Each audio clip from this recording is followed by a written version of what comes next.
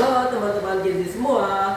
Iya, kamu Gen Z, anak-anak yang lahir pada tahun 1997 sampai 2012. Itulah Gen Z, sama seperti aku. Sebelumnya, perkenalkan nama saya Muhammad Fareza. Saya berasal dari sekolah SMA Negeri 1 Cisarua, Kabupaten Bogor, Provinsi Jawa Barat. Teman-teman, kali ini sedang hujan nih. Enaknya kita ngobrolin sesuatu gak sih? Ngebahas sesuatu. Apa ya? Oh, aku tahu nih. Gimana kalau kita membahas mengenai sesuatu yang selalu kita pakai dalam kehidupan sehari-hari? Sesuatu yang sangat membantu kita, tapi terkadang kita tidak sadar akan hal itu. Tidak lain dan tidak bukan adalah dunia digital. Judul yang saya bawakan adalah si paling bisa dalam menggunakan teknologi. Saya terinspirasi dari buku atau lebih tepatnya e-book yang berjudul Literasi Digital dan Mobile Learning yang ditulis oleh Dr. Usman, MAG, Dr. Zulfa, MPD, Yanti, Zamzam, dan Kodamudin yang diterbitkan oleh IAIN Parepare Nusantara Press tahun 2022.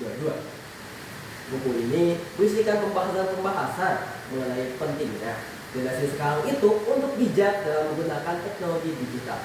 Karena dunia digital itu dapat menjadi pisau bermata dua. Wah, kenapa bisa gitu ya? Baik, kita bahas bareng-bareng. Pertama-tama, kita harus tahu terlebih dahulu apa yang dimaksud dengan literasi digital. Sederhananya, literasi digital adalah kemampuan untuk menggunakan teknologi digital seperti HP, laptop, dan juga internet. Yang pastinya digunakan dengan bijak dan bertanggung jawab. Tapi bukan hanya bisa pakai gadget saja. Literasi digital juga mengikuti kemampuan kita dalam memahami, berkomunikasi, dan juga memanfaatkan informasi-informasi yang ada. Kita harus pintar-pintar memilih dan menentukan apakah suatu informasi tersebut benar atau hoax, serta memanfaatkan teknologi yang ada untuk meningkatkan diri dalam berbagai aspek.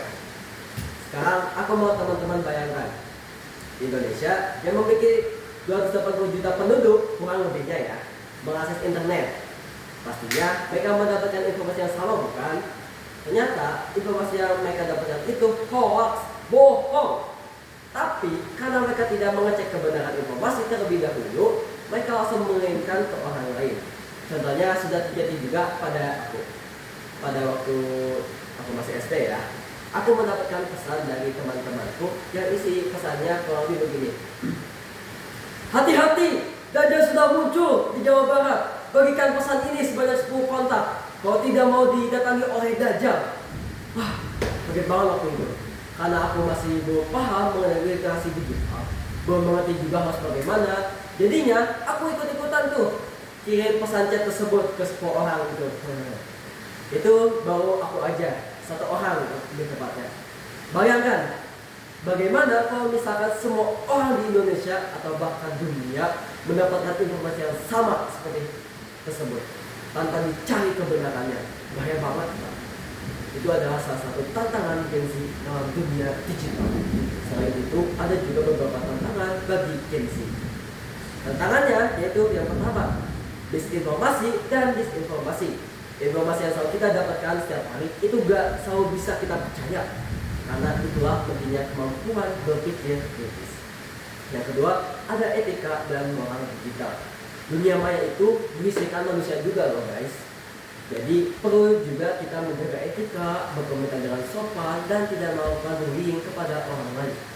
Yang ketiga, kecanduan digital dan dampak psikologis. Terlalu lama di dunia maya bisa menurunkan produktivitas dan mengganggu kesehatan mental.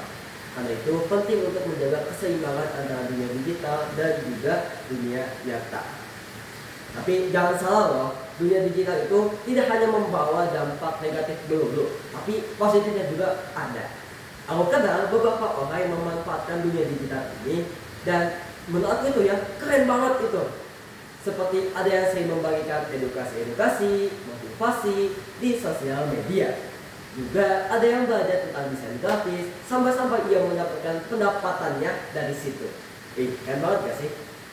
Sekarang sudah paham kan kenapa dunia digital itu bagaikan pisau bermata dua? Teman-teman Gen Z, kita hidup di zaman yang biasa banget bukan? Di mana teknologi itu ada di mana-mana. Penting bagi kita bukan hanya sekedar menguasai teknologi, tapi cara kita memakainya.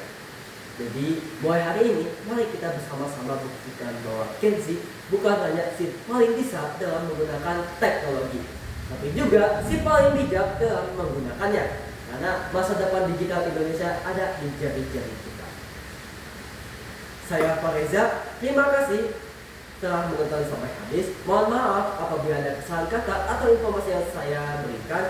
Wassalamualaikum warahmatullahi wabarakatuh.